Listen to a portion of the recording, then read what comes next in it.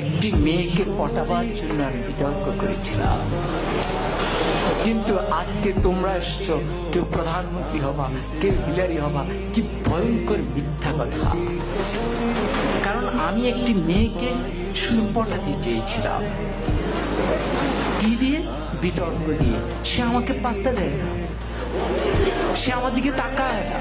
আমি তখন অষ্টম শ্রেণীতে পড়ি, শুধু তার দিকে একবার তাকাবো, কি সেই কৌশল, কিন্তু সে তাকায় না। পরে ভাবলাম বিতর্ককে আশ্রয় করি, সেখানে যদি দাঁড়ায় তাহলে মেয়েটি মনে হয় আমার দিকে তাকিয়েই থাকবে। এই আশায় আমি বিতর্ক করেছিলাম। এরকম আশা নিয়ে একবার আমি সিলেট যাচ্ছিলাম। তখন আমি আর অষ্টম শ্রেণীর বালক নই, এয়ারপোর্ট স্টেশন থেকে উঠেছি। তো যাওয়ার সময় ট্রেন, সকালে সিলেটের ট্রেন, আমি উঠলাম। উঠে আমার সিটে গেলাম, দেখি আমার একটি সিট, সামনে আরেকটি সিট, মানে ডাবল ডাবল না। পরে কেউ আসে না, পরে একটি মেয়ে আসে এবং মেয়েটি সামনে বসার পর আমি একটু সতেজ হয়ে গেলাম। পুরুষের মন তো।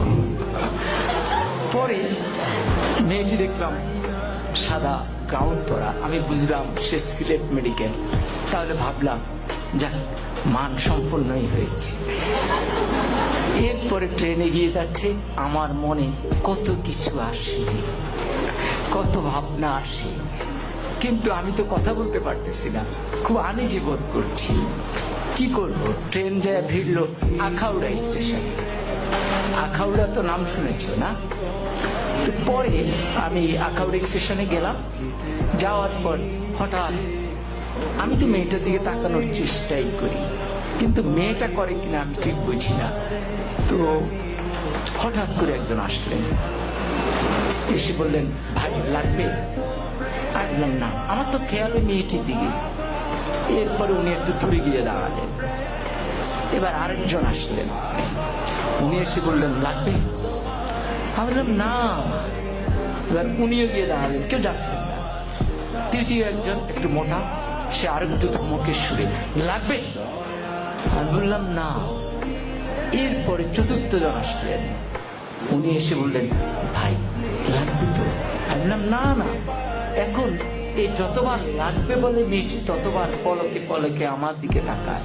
এখন আমি ঠিক বুঝতেছি না কি লাগবে, কি বলে। পরে আমি একটু উত্তেজিত হয়ে চারজনকে ডাকলাম, কি সমস্যা, কি লাগবে? আপনারা চারজনই আমাকে ঘিরে দাঁড়িয়েছেন আমার জানালার সামনে। তখন বললো, বলবো তো বলে। বললো, ভাই আমরা হিরোইন বিক্রি করি, আপনাকে দেখে মনে হয় দারুণ ভাবে আপনি হিরোইন। ফলে যে মেয়েটির কাছে আমি এয়ারপোর্টের সামনে নায়ক হয়ে উঠলাম, আখাউড়ায় হয়ে গেলাম হিরোইনসি, বাকি সময় আমি আর তার দিকে ভুলেও তাকাইনি।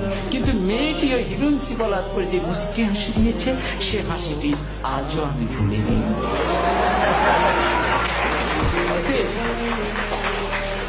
অতএব বিতর্ক ঠিক এই জায়গায়, ওই সূক্ষ্ম হাসিটি সুন্দরভাবে মনে রাখবার জন্য আজকে আমরা তোমাদেরকে ডেকেছি। জোর করে মেয়েটিকে উঠিয়ে নেওয়ার জন্য নয়, তার ওই সুন্দর হাসি নিয়ে আমি আমার জীবন পার করে দিচ্ছি। বিতর্ক আমাকে এই জায়গায় শিক্ষাটা দিয়েছে।